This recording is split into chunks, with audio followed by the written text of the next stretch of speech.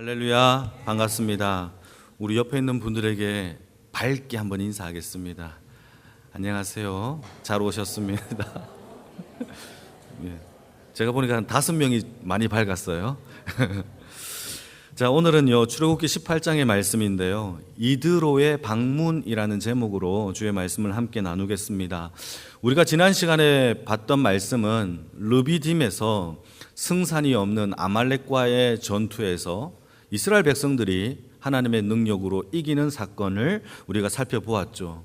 이렇게 이기고 난 다음에 이스라엘 백성의 진영은 호렙산 근처에 있는 진영으로 옮겼고, 그곳에서 잠시 쉬고 정비하고 있을 때에 한 사건이 발생합니다. 그 사건의 내용은 미디안 땅에서 장인 이드로와 자기 아내 십보라와 2명의 아들들이 자신을 방문했다라는 기쁜 소식이 들리게 된 거죠. 그래서 한가름에 달려가서 가족들을 상봉하는 장면이 오늘의 본문의 이야기입니다. 그런데 여기서 한 가지 궁금증이 하나 생겼어요. 그게 뭐냐 하면, 모세가 미디안 땅에서 애굽으로 떠날 때에 분명히 성경에는 아들들과 이 아내 십보라와 함께 떠났다라고 성경은 기록하고 있어요. 그런데 1년이라는 시간이 지난 후에 다시 만났다라는 것은 언젠가 헤어졌다라는 뜻이잖아요. 한번 읽어볼까요? 출애굽기 4장 20절 말씀입니다. 같이 읽겠습니다. 시작. 모세가 그의 아내와 아들들을 나귀에 태우고 애굽으로 돌아가려는데, 그러니까 돌아갔단 말이에요. 애굽으로 가려고 출발을 했다라는 거죠. 그런데 1년이 지난 이후에 보니까 다시 만난 것을 볼 때에 언젠가부터 헤어졌구나라는 것을 우리는 알 수 있습니다. 어떤 계기로 헤어졌는지는 정확하게 성경에는 기록되고 있지 않지만 대부분의 학자들이 한 사건을 거론합니다. 출애굽기 4장에 보게 되면 피남편 사건 혹시 기억나십니까? 제가 설교를 했습니다. 피남편 사건이 있었는데 그 사건의 내용을 다시 한번 상기시키자면 그 내용은 이렇습니다. 모세가 유대인으로서 자기 아들에게 할례를 베풀어야 되는데, 이제 하나님의 소명을 받고 애굽으로 출발하는 그 시점에 아들에게 할례를 베풀지 않았던 거예요. 하나님이 이 애굽으로 가려고 하는 그 길에 나타나셔서 이 모세를요 죽이려고 하는 겁니다. 이때 그의 아내 십보라가 칼을 들고 그의 아들의 표피를 베어서 던지면서 하는 말이, 당신을 내가 구했다, 피남편이다 라고 했던 사건이 기록되고 있죠. 학자들은 이 이야기를 얘기하면서 그의 아들이 할례를 받았을 때 고통 중에 있는 아들을 데리고 갈 수가 없는 거죠, 애굽 땅으로. 그래서 이 미디안 땅으로 다시 돌아가 회복할 때까지의 이 헤어짐이 있었을 것이다 라고 추정하고 있는 겁니다. 정확한 내용은 잘 알지 못해요. 어쨌든 모세와 가족은 애굽으로 출발할 때에 헤어졌고 1년 만에 다시 이렇게 만나는 사건이 오늘 본문의 내용인데, 이 내용들을 통하여서 우리가 함께 은혜를 몇 가지를 가지고 함께 나누려고 합니다. 첫 번째, 우리가 한 가지 생각해 봐야 할 것은 모세에게 2명의 아들이 있는데 그 2명의 아들의 이름의 뜻이 우리가 한번 묵상을 해봐야 합니다. 지금까지 여러분, 모세에게 2명의 아들이 있었다라는 이야기는 많이 기록되고 있어요, 출애굽기에. 그런데 모세의 2 아들의 이름과 그 이름의 뜻을 처음으로 기록한 구절이 오늘 본문이에요. 그러니까 2명의 아들이 있었는데로 끝났던 이 이야기가 실제적으로 2명의 아들이 누군지, 그리고 그 이름의 뜻이 무엇인지를 비로소 설명을 해줌으로써 오늘의 본문이 이루어지는 것이죠. 그러니까 지금 이 시점에서 모세에게 이 아말렉도 이기고 또 구름 기둥과 또 반석에서 물을, 생수를 이 받는 사건에서 2 아들의 이름을 상기시켜 줌으로 인해서 모세가 하나님께 받았던 구원의 은혜를 다시 한번 기억하게 하는 구절이 오늘의 본문입니다. 다시 한번 볼까요? 2 아들을 만나는 이 시점, 소개하는 이 시점을 보게 되면 이스라엘 백성들은요 하늘에서 만나를 먹고 있는 중에 있었고, 구름 기둥과 불 기둥의 은혜를 경험하고 있었고, 반석에서 생수가 나는 경험을 하고 있었고, 뿐만 아니라 이길 수 없는 아말렉을 이겼던 사건 이후에 하나님이 2 아들을 이 이스라엘 백성들에게, 우리에게 소개를 해줌으로 인해서 이스라엘의 정체성이 무엇인지를 우리에게 설명해 줍니다. 한번 읽어볼까요? 3절입니다. 3절 시작. 그의 두 아들을 데리고 왔으니 그 하나의 이름은 게르솜이라. 이는 모세가 이르기를 내가 이방에서 나그네 되었다 함이요. 여러분, 첫째 아들이 이름이 뭡니까? 게르솜이에요. 게르솜. 그 뜻은 이방 땅에서 나그네 되었다라는 것이죠. 자, 이것을 우리에게 한번 적용을 해보게 되면, 여러분, 우리 또한 여러분 이 땅이 우리의 본향이 아니라는 사실을 믿으십니까? 여러분, 이게 중요해요. 구원받은 주의 백성들이 이 광야 같은 세상 속에서 살아가야 될 때 알아야 할 이름의 정체성, 우리의 이름은 나그네 되었다, 이방 땅에서 나그네 되었다, 본향이 아니다라는 것을 우리가 알아야 한단 말이죠. 자, 그러면 우리는 고향이 어딥니까? 본향이 어딥니까? 그게 바로 빌립보서 3장 20절에 기록되고 있어요. 한번 같이 한번 읽어볼까요? 같이 제가 읽겠습니다. 우리의 시민권은 하늘에 있느니라 라고 기록되고 있어요. 자, 그러면 저와 여러분들의 본향, 우리의 진짜 고향은 어디입니까? 하나님의 나라가 우리의 진짜 고향인 줄 믿으시길 축복합니다. 아멘 하신 분들 더 잘 들으셔야 돼요. 자, 그렇다고 여러분 아멘 했습니다. 그런데 이 땅에서 여러분들 가운데서 우리가 갑자기 돈을 많이 벌었어요. 부자가 되었어요. 또는 이 지역에서 지주가 되었어요. 또 아들이 큰 회사에 기업에 합격을 하고 또 승승장구하여 이렇게 하고 있어요. 그러면 여러분, 그렇게 승승장구한다고 해서 이 땅이 우리의 본향입니까? 그걸 아니라는 걸 알아야 되는 거예요. 이 땅에서 우리가 잘 먹고 잘 살 때에도 우리가 기억해야 될 이름은요, 이 땅 우리 본향 아니야를 기억하는 주의 인생이 되기를 축복합니다. 우리의 갈증이 반석에서 나왔다고 해서, 그 기적을 체험했다고 해서 이 땅이 본향은 아니에요. 아말렉 이길 수 없는 전쟁 가운데서 이겼어요. 그렇다고 해서 이 땅이 우리의 본향은 아니라는 것이죠. 우리의 본향은 어디다? 하나님의 나라, 장차 가야 할 하나님의 나라를 사모하며 살아가는 주의 백성이 되기를 축복합니다. 이거를 기억해야 하는 이름이 게르솜이라는 거예요. 자, 그러면 이 땅이 본향이 아닌 것을 믿고 살아가는 자들의 삶의 태도는 뭐냐? 바로 이방 땅에서 나그네 되었다라는 삶을 살아야 해요. 나그네. 여러분, 성경에서 나그네라는 단어와 가장 잘 어울리는 단어가 하나 있는데, 그것은 장막집이에요. 장막집을 영어로 얘기하면 텐트예요. 천막집이에요. 여러분, 여행자들이 텐트를 들고 잠시 비를 피하거나 좀 쉴 수 있는, 잠을 잘 수 있는 그런 거처가 바로 텐트, 장막이거든요. 근데 여행이 끝나면 그 텐트를 들고 계속 삽니까? 아니죠. 텐트는 접어야 돼요. 왜죠? 진짜 집이 있으니까, 그 집에 들어가면 되는 거니까 더 이상 필요가 없는 거죠. 제가 서울에서 학교를 다닐 때에 기숙사와 하숙 생활을 많이 했어요. 제가 기숙사와 하숙 생활을 하면서 늘 한 학기마다 또는 1년마다 방을 옮기거나 또 이렇게 옮겨야 돼요. 호수를 옮겨야 된단 말이죠. 그때에 여러분, 기숙사 생활을 하는 사람이나 하숙 생활을 하는 사람들이, 여러분, 인테리어를 고급스럽게 꾸미는 사람은 한 명도 없어요. 왜냐하면 다음 학기에는 또 옮겨야 되니까. 학교가 맞춰지게 되면 여러분, 기숙사와 하숙 생활도 맞춰지게 되는 거예요. 이게 바로 우리가 기억해야 될 이 땅에서의 삶의 모습, 바로 게르솜의 이름이라는 겁니다. 여러분, 이 땅은 영원한 거처가 아니에요. 영원한 거처처럼 살지 마세요. 뭘 잃었다고 얻었다고 모든 걸 다 얻은 것처럼 살면 안 돼요. 언제든지 정리할 수 있는 하나님의 나그네 인생이 되어지기를 축복합니다. 반드시 마치는 날이 있어요. 이것을 기억하게 할 이름이 게르솜이라는 거죠. 이것을 우리에게 들려주는 겁니다. 하나님의 나라가 우리의 본향인 나그네 인생이 다 되어지기를 주님의 이름으로 축복합니다. 두 번째 아들의 이름이 또 나오는데 4절에 나와요. 4절 같이 한번 읽어볼까요? 4절 시작.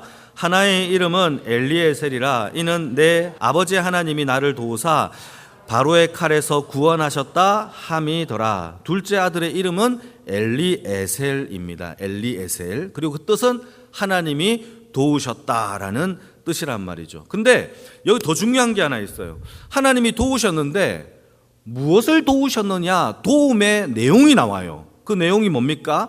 바로의 칼에서 구원하셨다라고 기록하고 있어요. 자, 여러분 질문 잘 들어보세요. 질문입니다. 자, 그러면 이 모세의 입장에서 엘리에셀이 하나님은 도우셨다라는 뜻인데, 바로의 칼에서 도우셨다라는 이 이름을 하나님이 모세를 통하여 주신 그 이유 중에서 질문입니다. 자, 그러면 모세가 하나님 앞에 받은 이 도움이 바로의 칼에서 구원을 받은 것이 전부일까요? 아니면 그 밖에 많은 도움을 더 많이 받았을까요? 어렵지 않죠? 크게 대답해 주십시오. 더 많아요? 아니면 이거 하나밖에 없어요? 더 많아요. 그럼에도 불구하고 그 많은 도움 중에 우리가 기억해야 할 도움, 그게 뭐냐? 원수, 죽음, 바로의 칼에서 건지신 그 구원만큼은 우리가 기억해야 할 이름이다라고 우리에게 선포하고 있는 거예요. 우리에게 적용해 볼게요. 저와 여러분들 이 광야 같은 세상 속에 살아가는데 하나님의 도우심을 입고 살아가는 자들은 다 아멘? 아멘이죠.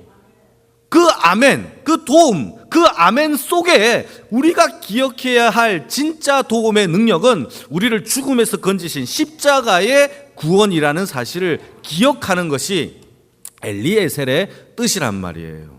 여러분, 모든 도움 속에서 우리가 기억해야 할 이름, 십자가의 구원을 기억하는 주의 백성의 삶이 되어지기를 축복합니다. 지금 우리는 다 은혜의 해를 살고 있잖아요. 그렇다고 해서 아말렉이 우리를 죽인다, 애굽의 노예 생활을 한다, 이런 것은 없어요. 그렇다고 해서 우리의 원수가 없느냐? 악한 마귀는 있어요. 우는 사자처럼 오늘도 우리의 연약한 우리 교회를, 우리의 삶, 우리 가정을 날마다 공격하는 것이 마귀가 우리를 향한 공격이에요. 여러분, 이 공격에서 이길 수 있는 그 삶은요, 그 원수에서부터, 죽음의 칼에서부터, 이 마귀에서부터 이미 십자가로 이기신 승리의 예수의 이름을 기억하는 주의 백성이 되어지기를 축복합니다. 그게 바로 우리에게 들려주는 두 아들의 이름의 뜻이에요. 여러분, 이방 땅에서 나그네 됨을 기억하시고 게르솜, 그리고 엘리에셀, 십자가의 구원을 기억하는 하나님의 백성의 삶이 다 되어지기를 축복합니다. 자, 두 번째로 우리가 생각해야 될 것은 무엇이냐? 8절인데요. 같이 한번 읽어볼까요? 8절 시작. 모세가 여호와께서 이스라엘을 위하여 바로와 애굽 사람에게 행하신 모든 일과 길에서 그들이 당한 모든 고난과 여호와께서 그들을 구원하신 일을 다 그 장인에게 어떻게 했습니까? 말했다라는 거예요. 자, 1년 만에 만났어요. 장인 이드로를. 가장 먼저 꺼낸 이야기가 다른 이야기가 아니에요. 이만큼 성장했습니다. 내가 많은 공동체를 이끌었죠. 나 이제 리더가 됐어요. 이 땅의 지도자라고요. 이런 얘기를 하나도 안 해요. 어떤 이야기를 합니까? 하나님이 이스라엘 백성들을 구원해 내신 구원의 이야기를 가장 먼저 꺼내어서 하나님의 구원을 말했다라는 것이 바로 오늘 본문의 이야기죠. 자, 그리고 여기서 말하고 있는 말하메라는 히브리어 단어가 사파르라는 단어인데, 이 단어의 뜻이 뭐냐 하면 머리카락 숫자를 하나씩 세다. 이 세다, 숫자를 헤아리다가 사파르예요. 숫자를 세다, 머리카락을 세다, 이런 거죠. 그러니까 모세가 이드로 장인에게 하나님의 구원을 머리카락 세듯이 하나씩 다 들려주고 있었다라는 것이 오늘 본문의 이야기란 말이에요. 자, 두 번째 우리가 생각해야 될 게 뭐냐? 우리 또한 마찬가지예요.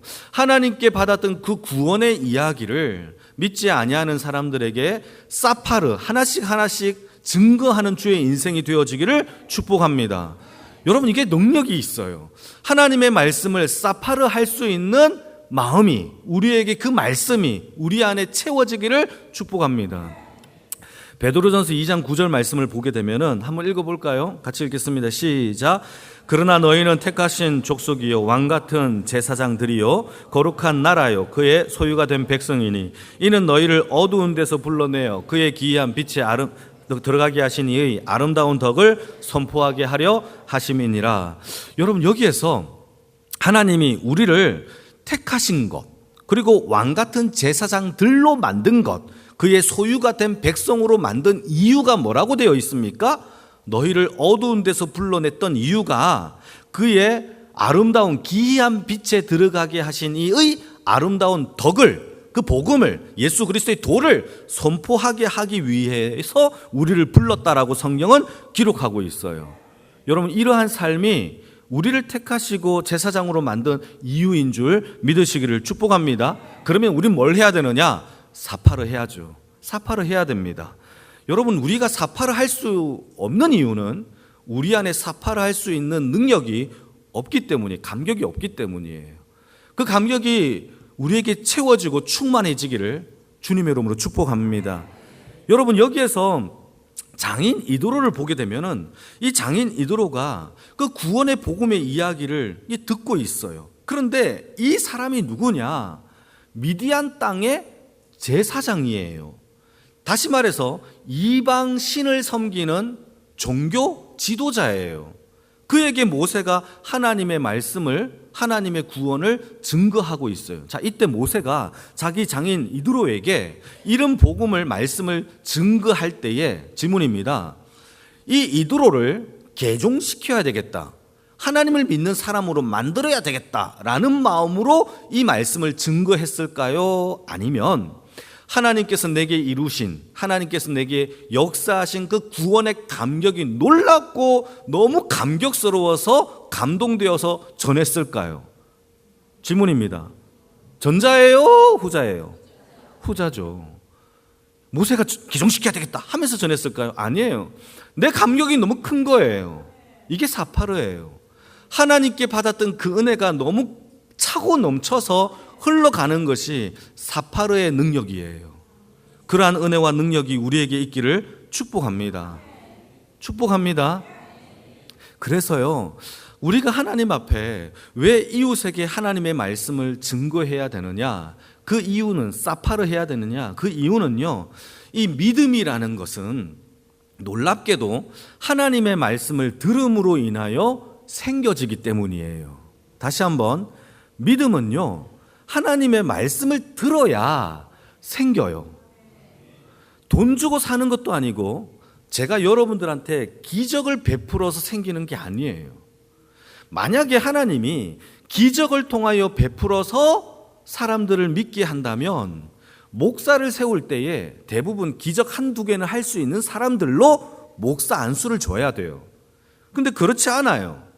하나님께서 믿음이라는 역사, 전도에 미련한 것은 오직 구원의 도, 십자가의 도, 복음을 부끄러워하지 아니하는 능력으로 말미암아 사파르로 인하여 역사되어진다라는 사실이죠. 로마서의 이야기입니다. 10장 17절 말씀을 보시게 되면은, 그러므로 믿음은, 같이 읽겠습니다. 시작. 그러므로 믿음은 들음에서 나며, 그 들음은 뭡니까? 그리스도의 말씀을 듣는 거예요. 여러분, 하나님의 말씀을 듣지 않고 특히 믿음이라는 게 생길 수가 있겠습니까? 이거는 법칙이에요. 어떤 그 누구도 갑자기 나 믿었다 이럴 수가 없는 거예요. 여러분, 많은 사람들이 기적을 체험하면 예수를 믿을 거라고 착각을 해요. 그런데요, 성경에는요, 기적을 체험한다고 해서 예수를 믿는 게 아니다라고 수없이 강조합니다. 수없이 강조해요. 대표적인 예를 들어볼까요? 광야 40년 동안의 이스라엘 백성들만큼 기적을 체험한 사람이 이 땅에 어디 있을까요? 그들은 10가지 기적을 체험했고, 홍해를 가르는 것도 체험했고, 만나를 체험했고, 구름기둥, 불기둥 이런 것들을 체험했어요. 메추리도 체험했어요. 여러분, 이 모든 것을 체험했지만은 성경은 뭐라고 얘기하느냐? 요수아와 갈렙 외에는 하나님의 언약의 땅, 가나안 땅에 들어간 자가 20세 이상 없대요. 들어가지 못했던 이유를 또 성경이 친절하게 설명을 합니다. 한번 읽어볼까요? 히브리서입니다. 3장 17절에서 19절 같이 천천히 한번 읽어보시겠습니다. 시작.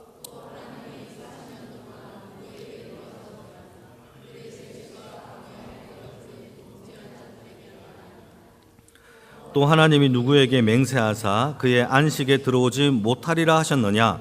곧 순종하지 아니하던 자들에게가 아니냐? 이로 보건대 그들이 믿지 아니함으로 능히 들어가지 못한 것이라. 어떻게 해서 못 들어갔다고요? 믿지 아니해서. 성경 그렇게 못 받고 있어요. 여러분, 다른 게 아닙니다. 믿음이 없으니까 순종하지 않은 것이고요, 믿음이 없으니까 범죄를 또 짓고 또 짓고 또 짓고 한다라는 거예요. 여러분, 그것이 다 성경은 뭐냐? 큰 기적을 보고도 순종하지 않았던 그 이유를 믿음이 없었기 때문이다라고 성경은 우리에게 못 받고 있다라는 사실이죠. 여러분, 우리는 이걸 기억해야 됩니다. 우리가 하나님의 은혜와 복음과 구원의 이야기를 부지런히 증거해야 할 이유는 뭐냐? 또 했던 이야기를 또 하는 이유는 뭐냐? 또 했던 이야기를 또 전해야 되는 이유가 뭐냐? 오직 믿음은 들음에서 난다라는 사실을 기억하기를 축복합니다. 이것은요, 신학적으로 교리적으로 굉장히 어려운 이야기를 증거하라는 얘기가 아니에요.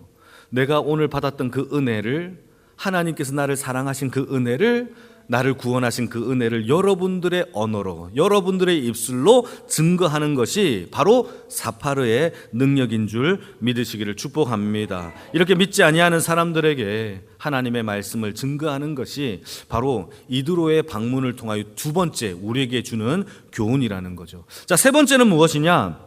여러분, 사파르의 현장이 있으면 반드시 놀라운 변화의 역사도 일어난다라는 사실을 믿으시기를 축복합니다. 이 변화는요, 여러분, 전도자의 능력으로 변하는 게 구구이 제가 얘기하지만 그러지 않아요. 전도자의 능력이 아니라 하나님의 능력으로 변화의 역사가 일어나는 줄 믿으시기 바랍니다.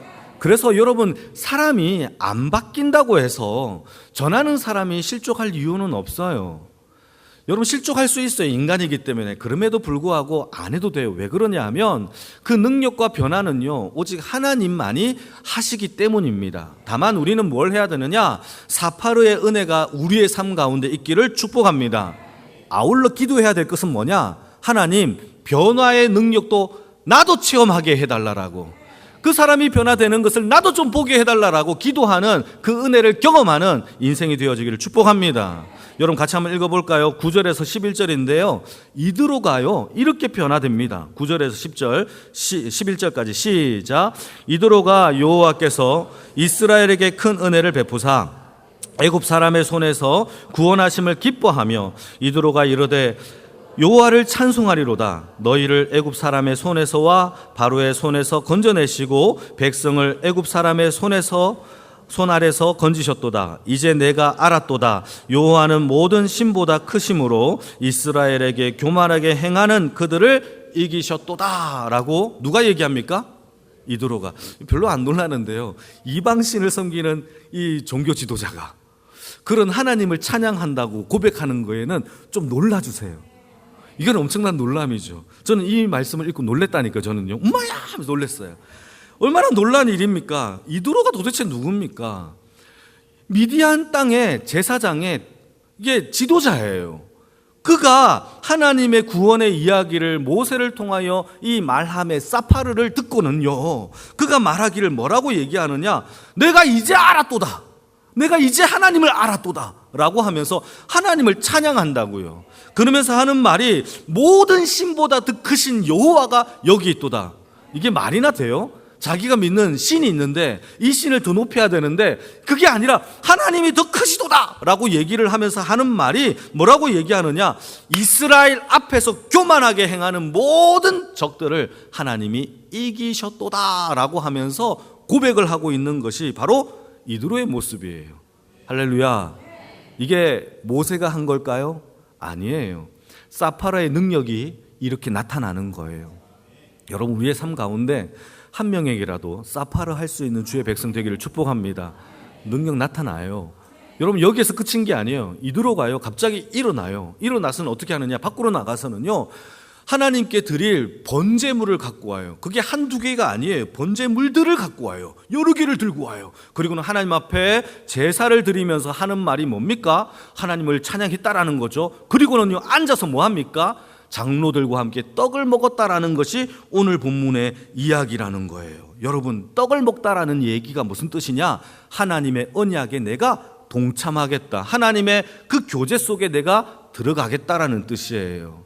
이게 이드로의 변화이죠. 여러분, 이러한 변화가 어떨 때 나타나느냐? 사파라의 현장 속에서 나타나요. 우리 삶에 사파라가 없으면 변화의 능력도 한 건도 볼 수 없어요. 그러나 우리의 삶에 사파라의 현장이 있으면 이 변화의 능력의 역사도 일어날 줄로 믿으시기를 축복합니다. 제가요, 몽골에 가서 깜짝 놀랐던 것 중에 하나만 좀 풀어볼게요.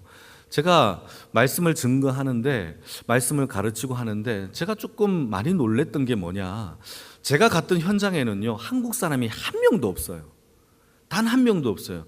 한국말을 할 수 있는 사람은 전도사님, 은혜 이슬 교회였는데요, 이 은혜 이슬 교회 호익 전도사님이라고 한 분 계시는데 그분만 한국말을 할 수 있어요.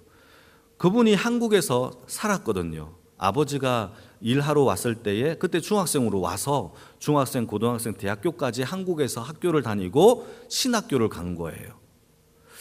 근데 이분이 몽골 땅에 가서 개척을 해서 교회를 20명, 30명 사이에 규모로 하나님 앞에 은혜 가운데 성장하게 된 거예요. 자, 그런데요, 제가 그때 말씀을 증거하면서 그의 사역자들도 있었고 보니까 그 사역자와 지도자들을 보니까 말씀을 증거하는데 나이도 많아요. 젊은 사람들도 많이 없고 나이대가 많은 사람들이 하나님을 사랑하는 마음으로 말씀을 배우려고 왔던 거예요. 그런데 제가 말씀을 증거하는데 이분들이 하는 표현이 뭐냐, 아멘 아멘 하면서 너무 뜨거운 거예요. 별로 놀라지 않는데요, 저는 놀랐어요. 아멘 아멘 찬양을 하는데 막 눈물 흘리고 하는 거예요. 저는요 속으로 생각했어요. 저게 왜 눈물 흘리지? 저는요 왜 그런 생각을 했냐면 이들이 하나님을 잘 모를 거라고 생각했던 거예요. 그 마음속에 하나님에 대한 믿음이 그렇게 뜨겁지 않을 거라고 생각했던 거예요. 이들에게 전해줄 복음을 전할 사람이 많이 없거든요, 그 땅에. 그러니까 그렇게 생각을 했던 거죠. 그래서 뜨겁고, 그래서 내가 너무 신기해서 어떻게 하나님을 이렇게 믿게 되었습니까? 라고 하니까 한 반 정도가 다 한국에 일하러 왔다가 한국에서 복음을 들었다고 얘기해요. 나머지는요, 이 들었던 사람들이 복음을 전해주고 난 다음에 예수를 믿은 사람이 또 절반인 거예요. 10명 정도가. 그러면서 전도사님한테도 내가 너무 궁금해서 한국에 있을 때에 어떻게 예수를 믿게 됐냐라고 물어보니까 자기가 중학교 다닐 때에 친구들하고 있다가 친구의 엄마가 라면 끓여주면서 자기에게 복음을 전했다는 거예요. 지금은 권사님이 됐대요. 여러분, 그 복음을 전해줌으로 인해서 처음으로 교회를 다녀야 되겠다라는 마음이 들었고, 자기가 교회를 다님으로 부모님을 다 전도하고 자기 아내까지 전도하여서 사모가 되게 했다라는 이야기를 제가 들었어요. 여러분, 이것이 바로 사파라의 능력 아닙니까? 저는 이게 정말 놀라워요. 여러분, 우리의 작은 이 복음에 흘러가면요, 우리는요 그냥 지나가는 것처럼 느낄 수 있겠지만 그 어떤 어머니, 라면을 끓여준 그 어머니의 그 복음 하나가 교회를 세우게 했다니까요. 여러분, 이게 저는 놀란 거예요. 저는 목사기 때문에 믿고 어릴 때부터 우리 어머니와 아버지가 권사 장로니까 예수를 믿은 것은 당연하게 여길 수 있잖아요. 그런데 이 놀람이 성경에도 똑같이 기록되고 있어요. 베드로라는 사도도요 저와 똑같은 놀람이 있는 거예요. 베드로는요, 그가 예수님이 그를 택하여 제자가 됐잖아요. 예수님이 직접 말씀을 가르쳐 줬잖아요. 그리고 그에게 하나님이 또 사명을 주셨잖아요. 그래서 사도가 되었고 지금 교회를 하나님 앞에 이렇게 이끌어가고 말씀을 전하는 것은 베드로 입장에서는 너무 당연한 거잖아요. 그런데 베드로 전서를 보게 되면은 흩어져 있는 사람들에게, 백성들에게, 신자들에게 편지를 쓰면서 나는 예수를 만났기 때문에 믿는 것이 당연하지만 너희들은 예수를 본 적도 없고 만난 적도 없고 직접 가르침을 받은 적도 없는데 사랑하고 믿는 게 너무 놀랍다라고 얘기를 하는 장면이 나와요. 한번 읽어볼까요? 베드로전서 1장 8절에서 9절 말씀인데 이게 표준 세번역 버전입니다. 같이 한번 읽겠습니다. 시작. 여러분은 그리스도를 본 일이 없으면서도 사랑하며 지금 그를 볼 수 없으면서도 믿으며 말로 다 표현할 수 없는 영광과 즐거움을 바라보면서 기뻐하고 있습니다. 이것은 여러분이 믿음의 결과인 영혼 구원을 받았기 때문입니다 라고 얘기하는 거죠. 이게 바로 사파르죠. 사랑하는 성도 여러분, 우리 교회 가운데 이 사파라의 은혜로 인하여 영혼 구원의 능력이 나타나는 하나님의 아름다운 교회가 되어지기를 축복합니다. 전하는 자가 없이 어떻게 듣는 자가 있으며 듣는 자가 없이 어떻게 변화된 자가 있을 수가 있겠습니까? 저에게도 복음을 전해준 자가 있었고 이로 인하여 지금 영광교회 담임 목사가 된 것도 하나님의 은혜가 아니겠습니까? 여러분들이 스쳐 지나가는 모든 사람들에게 사파르 하심으로 인하여 하나님의 나라, 그 땅이 아름다워질 수 있는 주의 능력을 역사되게 하는 하나님의 통로가 되어지기를 주님의 이름으로 축복합니다. 아멘.